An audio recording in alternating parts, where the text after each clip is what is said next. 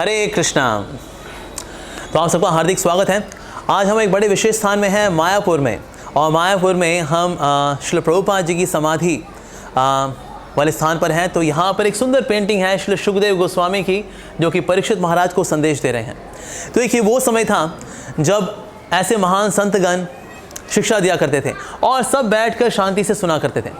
आजकल ऐसा नज़ारा कलयुग में देखने को नहीं मिलता। तो भला ये दिव्य ज्ञान भला कैसे प्राप्त होगा? ये दिव्य ज्ञान आज जनमानस में प्राप्त हो रहा है श्री प्रभुपाद जी के द्वारा। आज जनमानस में यही दिव्य ज्ञान वितरित हो रहा है श्री प्रभुपाद जी के द्वारा दिए गए दिव्य ग्रंथों के वितरण के माध्यम से। Book distribution, very very important activity. तो कोई सोच सकता है भला ये बुक डिस्ट्रीब्यूशन करके क्या लाभ होगा? What is the benefit in doing book distribution? सबसे पहला लाभ इससे जो मिलता है वो है जनमानस को। जनमानस को लाभ ये मिलता है कि भगवान का संदेश उनके पास पहुंचता है। और कब किसकी जान कैसे बचेगी, प्रभुपाद जी के द्वारा दिए गए दिव्य ग्रंथों के को पढ़ करके, इस दिव्य संदेश को पढ़ करके हम नहीं जानते। There was one devotee, he was sharing कि वो भक्ति में किस प्रकार से आए। एक समय एक व्यक्ति था, when he was not a devotee, तो इन्होंने सोचा कि ना लाइफ में कोई लक्ष्य तो है नहीं, जीऊँ तो किसके लिए जीऊँ? There is no aim in life, there is no substance in life। क्या जीवन किसके लिए? तो उन्होंने ये सोचा कि ना मर जाना ही अच्छा है, मर जाते हैं। लेकिन उनको मृत्यु से बड़ा डर लगता था कि मृत्यु में ना बड़ा दर्द होता है, बड़ा कष्ट होता है। तो इसीलिए उन्होंने एक ऐसा तरीका सोचा जो कि जिसमें मृत्यु तो हो जाएगी लेकिन दर्द भी कम होगा। और वो है कि गाड़ी चलाओ, उसका कार्बन मोनोऑक्साइड का पाइप ऑन कर दो, धीरे धीरे कार्बन मोनोऑक्साइड से दम घुट जाएगा और मर जाएंगे। तो उसने यही किया, गाड़ी के सारे शीशे बंद किए और फिर कार्बन मोनोऑक्साइड अंदर ऑन कर दी ताकि कार्बन मोनोऑक्साइड से धीरे धीरे करके उनका दम घुट जाए और वो मर जाए। तब एक डिवोटी आया, उसने शीशे पे नॉक किया, knock knock. Hello sir, book for you on yoga, reincarnation, goal of life. अच्छा।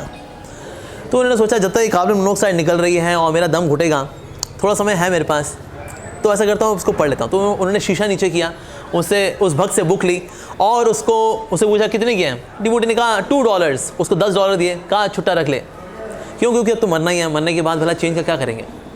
इसको ऊपर किया और फिर किताब खोल कर ये पढ़ने लगे। किताब खोल के जब ये पढ़ने लगे, श्रीमद् भगवद गीता पढ़ रहे थे ये, तो पढ़ते पढ़ते वास्तव में इनको पता लगा कि भगवान कौन है, इनके जीवन का लक्ष्य क्या है, भगवान ने इनको क्यों बनाया, वाई डज ही एग्जिस्ट। बात बन गई, जीवन का लक्ष्य पता लग गया। क्या करना है? तुरंत शीशे नीचे किए गाड़ी के, कार्बन मोनोऑक्साइड को बाहर निकाला और उससे पहले तो खुद बाहर निकले और फिर हरे कृष्णा मंदिर में जा करके भक्तों से मिले और वहाँ पर अपने जीवन के लक्ष्य को जीना शुरू किया।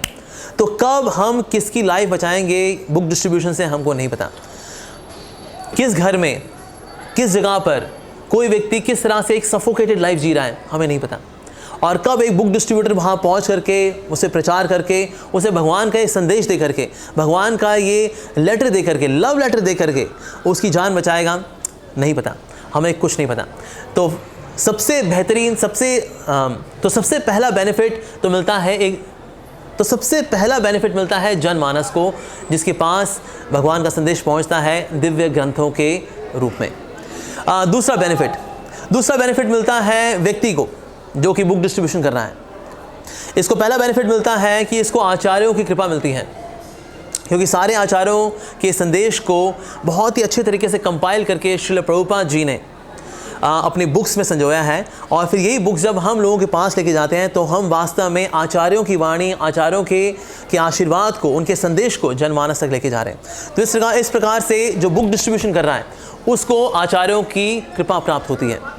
श्रील भक्ति सिद्धांत सरस्वती ठाकुर के समय में, जो कि प्रभुपाद जी के गुरु थे, जब कोई बुक डिस्ट्रीब्यूशन करके आता था, अगर एक पैम्फलेट ही बेच के आता था, तो इतने खुश होते थे कि भगवान का संदेश प्रिंट करके एक भक्त बांट करके आया। इसी तरह श्री प्रभुपाद जी भी बहुत खुश हुआ करते थे जब डिवोटीज बुक डिस्ट्रीब्यूशन किया करते थे। तो आचार्यों की कृपा प्राप्त होती है जो व्यक्ति बुक डिस्ट्रीब्यूशन करता है। और साथ ही जो बुक डिस्ट्रीब्यूटर है उसकी खुद की प्यूरिफिकेशन भी होती है। इसके लिए मैं अपना खुद का एक अनुभव आप सबसे शेयर करना चाहूँगा। ये उस समय की बात है जब मैं जॉब किया करता था, when I was not a ब्रह्मचारी। तब मैं बुक डिस्ट्रीब्यूशन किया करता था। तो उस वक्त मेरी सेवा रहा करती थी मंदिर में ड्रामा करने की। और ड्रामा करना इट्स अ वेरी ग्लैमरस सेवा। तो ड्रामा किया तो सबने बहुत तारीफ़ की, सबने कहा अरे प्रभु क्या बात है, बहुत बढ़िया एक्टिंग की आपने, बहुत अच्छा ड्रामा किया। तो बहुत तालियां बजी, बहुत तारीफ़ हुई। और एक बद्ध जीव अगर अपनी तारीफ़ सुन ले तो अहंकार के कारण थोड़ा सा फूल के गुप्पा हो ही जाता है वो। तो मैं भी क्योंकि एक बद्ध जीव हूँ, इसलिए मैंने जब अपनी तारीफ़ सुनी तो मैं भी कहीं ना कहीं थोड़ा सा भटक सा गया। इन द सेंस मैं अपनी प्रशंसा सुनने लगा, उस प्रशंसा को याद करने लगा कि इस भक्त ने मेरी क्या प्रशंसा की थी, उस भक्त ने मेरी क्या प्रशंसा की थी। तो इस प्रकार से मैं सोचता रहा। और अगले दिन मैं जब सुबह उठा तो भी मेरे मन में वही विचार चल रहे थे कि मेरी किसने क्या प्रशंसा की, क्या प्रशंसा की, उसने वो प्रशंसा की थी, इसने क्या प्रशंसा की थी। अरे प्रभु amazing amazing amazing, word and acting, word and acting, word and acting. तो यही मेरे दिमाग में गूंज रहा था। तो भले ही मैं सुबह चैंटिंग कर रहा था और मैं ऑफिस जाने वाला था, ऑफिस जाने से पहले चैंटिंग करके जा रहा था, तो लेकिन वो चैंटिंग में जो मैंने की it was very inattentive chanting, क्योंकि मैंने भगवान के नाम को नहीं सुन रहा था, मैं तो उस गूंज को सुन रहा था कि मैंने किस प्रकार से अच्छे से एक्टिंग की और सबने मेरी क्या प्रशंसा की। तो मैं 16 माला करता था, तो 12 माला मैंने सुबह की और 4 माला मेरी शाम को करने की थी जब मैं ऑफिस से वापस आता। तो फिर मैं ऑफिस गया, ऑफिस से जब वापस आया तो फिर मैंने बुक्स ली और बुक्स लेकर मैं दिल्ली में कनॉट प्लेस में गया और कनॉट प्लेस में मैंने बुक डिस्ट्रीब्यूशन करना शुरू किया। अब मैंने जब वहाँ बुक डिस्ट्रीब्यूशन करना शुरू किया, वहाँ पर किसी ने मेरे से कोई बुक ली नहीं। I was trying my level best, मैंने अपने सारे स्किल्स लगा दिए, अपनी सारी पर्सनैलिटी पूरी तरह से अपने आप को झोंक के रख दिया, लेकिन मेरे से एक भी बुक नहीं निकली। मैंने करीब 2.5 घंटा बुक डिस्ट्रीब्यूशन किया।